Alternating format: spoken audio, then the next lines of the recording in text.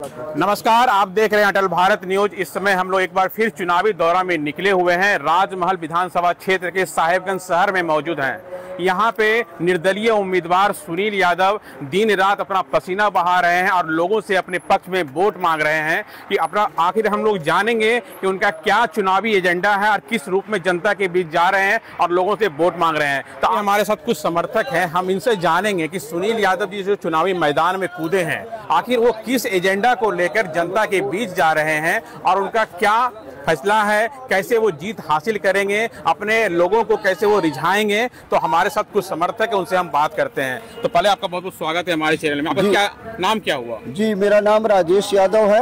और अभी जो सुनील यादव जी लगातार चुनावी मैदान में जा रहे हैं, तो जनता के बीच में आप लोग किस रूप में जा रहे हैं, क्या डिमांड? हम लोग का मुख्य मुद्दा विकास का मुद्दा है। साहेबगंज की जो समस्याएं हैं वो देश की आज़ादी के बाद से अभी तक जस की तस है। सबसे पहले तो जाम की समस्या है। प्रतिदिन हम लोग देखते हैं कि बच्चे सेंट जेवियर स्कूल को हों या किसी भी स्कूल के, जाम के चलते अपने घर में जाने में 2 से 3 घंटा लग जाता है, जो काफ़ी दुखद है कि छोटे छोटे बच्चों को ये प्रभावित हो रहे हैं। तो हम लोगों का डिमांड है और हम लोग यदि जीतते हैं तो साहेबगंज में एक रिंग रोड जरूर बनवाएंगे। दूसरा मुद्दा है साहेबगंज नगर में कि खास महल का मुद्दा, जिसमें कि सभी नागरिक लोग जानते हैं कि यहाँ पर बैंक से लोन नहीं मिलता है। लोन नहीं मिलने के चलते हम सभी पुराने जर्जर मकान में रहने को विवश हैं। हम अपना मकान नहीं बना पा रहे हैं। एक तो ये इशू बहुत जरूरी है।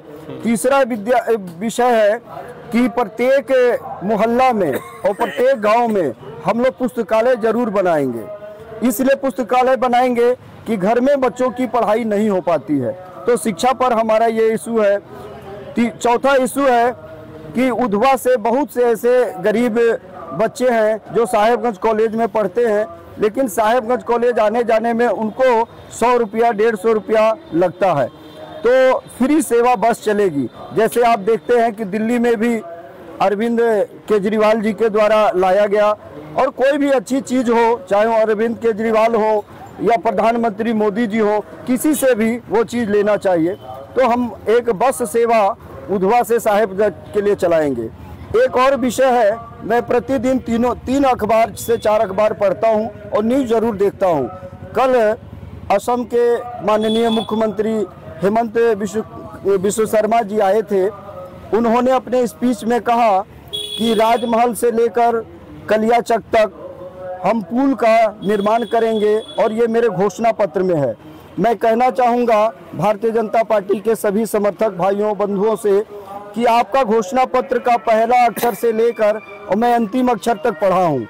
इस घोषणा पत्र में कहीं भी 4-5 बिंदु जो शामिल होना चाहिए, और हमारे मित्र विधायक जी भाई अनंत ओझा जी उसके संयोजक रहे हैं। इस नाते भी मैं कहना चाहूँगा कि 3 पहाड़ को प्रखंड बनाने का विषय नहीं है, राजमहल को जिला बनाने का विषय नहीं है, और खासकर जो जिस विषय पर आप चुनाव में आ रहे हैं, राजमहल से लेकर कलियाचक तक पुल बनाने का, वह बिल्कुल भी मैनिफेस्टो का पार्ट नहीं है। जबकि हमारे मुख्यमंत्री जी कह रहे हैं कि मोदी जी की गारंटी है, अखबार में भी आप पढ़ सकते हैं। तो इस तरीका से मिथ्या झूठ एक मुख्यमंत्री को बोलना बहुत ही शर्मनाक मुझे लगा। तीसरी विषय है कि जो भारतीय जनता पार्टी के हमारे जितने भी नेता हैं वो बांग्लादेशी घुसपैठ संघर्ष की बात करते हैं। मैं खुद जब विद्यार्थी परिषद का कार्यकर्ता था तो अनंत जी भी थे, ओम तत्सत जी थे। हम लोग बांग्लादेश के बॉर्डर पर 1992 में गए थे, और बांग्लादेश के बॉर्डर से अगर ये भारत में अगर कोई आता है तो BSF बॉर्डर सिक्योरिटी फोर्स की यह जिम्मेवारी है।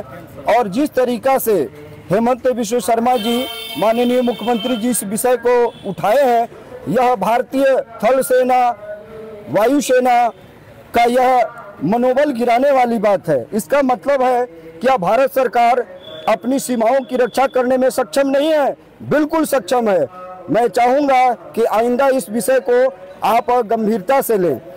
तीसरी बात है कि यदि बांग्लादेशी घुसपैठ हमारे राजमहल विधानसभा क्षेत्र में यदि है, तो इस विषय को माननीय विधायक अनंत ओझा जी बाबूलाल जी से डिस्कस किए, फिर इसको चुनाव आयोग तक ले जाया गया।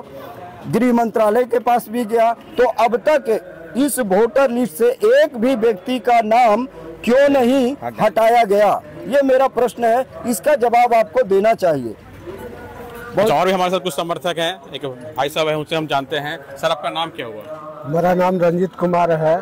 और सुनील यादव जी के समर्थन में आप भी उतर के चुनावी जनसभा या उनकी चुनावी रैली में जा रहे हैं, तो आखिर उनमें क्या ऐसा चीज़ देख रहे हैं कि अगर सुनील यादव जी विधायक बनते हैं तो यहाँ साहेबगंज का दृष्टिकोण बदल जाएगा? देखिए, कर्मठता जो है वो चेहरे में झलकता है और इनमें देखा गया है, और मैं तो बार बार मिलता हूँ इनसे, कभी भी जो है ये नाखुश नहीं रहते हैं समाज के प्रति, अपने क्षेत्र के प्रति। हर समय माने कुछ ना कुछ इनका कार्यक्रम चलते रहता है। समाज में कभी किसी को कोई किसी चीज़ की ज़रूरत हुई तो खुले दिल से सहयोग करते हैं, और हम आशा करते हैं कि हम लोग जो वैश्य समाज इनको अपना मत देने का सोच बनाए हुए हैं, वो सोच सिर्फ सहयोग भावना कि हमारे सुनील जी एक कर्मठ विधायक बने और हम लोग को हर समय हमारी समस्या को नज़दीक से देखे और हमारी समस्या को हल करे। जैसे क्षेत्र में कई विधायक या नेता और भी हैं, जैसे कि झारखंड मुक्ति मोर्चा से एमटी राजा जी खड़े हुए हैं, भाजपा से विधायक अनंत ओझा जी हैं, तो इनमें क्या कमी आपको नजर आई? नहीं, तो बात है कि हमारे लोकल विधायक जो हैं, हमारा ये क्षेत्र था वैश्य समाज का क्षेत्र था, आज तक जो है विधायक हमारा वैश्य समाज रहा है, और बीच में जो बदला गया और फिर से हम लोग वैश्य समाज के एक अच्छे उम्मीदवार को ढूंढने का प्रयास किया, और हमें एक अच्छे उम्मीदवार के रूप में सुनील जी नजर आए, और हम लोग अपना समर्थन सुनील जी को देंगे। और भी हमारे साथ कुछ समर्थक हैं, अब इनसे हम जानेंगे कि भैया जैसे आप बताइए कि आप सुनील यादव के लगातार समर्थन में आपको देखा जा रहा है, तो क्या ऐसा सुनील यादव जी में आपको दिखाई दिया कि उनको विधायक बनना चाहिए? ऐसा है कि इनके द्वार पर कोई भी व्यक्ति चला जाता है, किसी तरह का हेल्प मांगता है तो उपलब्ध कराते हैं। दुख सुख में कोई भी तरह का दिक्कत हो, अभी इनके पास एम्बुलेंस सेवा उपलब्ध है, एम्बुलेंस का कोई चार्ज नहीं लेते हैं, और मैंने ऐसा है कि इनके समाज में बहुत बड़ा उपकार है, और इसलिए हम लोग वैश्य समाज इनको सपोर्ट करते हैं।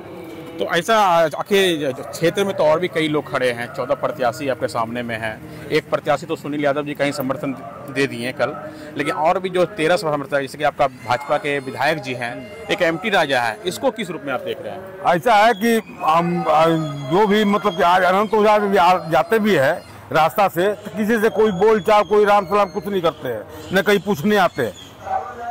इसीलिए, और एमटी राजा भी है तो कभी हम लोगों के पास आए नहीं है या कभी फील्ड वर्क किए नहीं है, और आज खड़ा हो गए हैं तो हम लोग कैसे उनको जानते हैं? हम लोग जानते ही नहीं। तो इस बार क्या सुनिश्चित है कि सुनील यादव की जीत हो रही है? सुनील यादव की जीत एकदम तय। तो आपने देखा कि अभी हम लोग इनके सुनील यादव जी के समर्थन से बात कर रहे थे। इनका कहना है कि कई मुद्दा है जो कि शहर में, कि जो कि अनंत ओझा जी हो चाहे अन्य कोई नेता हो, उसको पूरा अब तक नहीं कर पाए हैं। ये अपेक्षा लगा के रखे हैं कि अगर सुनील यादव जी अगर बनते हैं यहाँ से विधायक, तो हमारी सभी आकांक्षाओं को वो पूरा करेंगे, और निश्चित तौर पर जो गरीब गुरबा, जो पिछड़े वर्ग के लोग हैं, उसको ऊपर की ओर लेके जाने का काम करेंगे। आप देख रहे हैं अटल भारत न्यूज, इसी तरह से आप हमारे साथ बने रहें।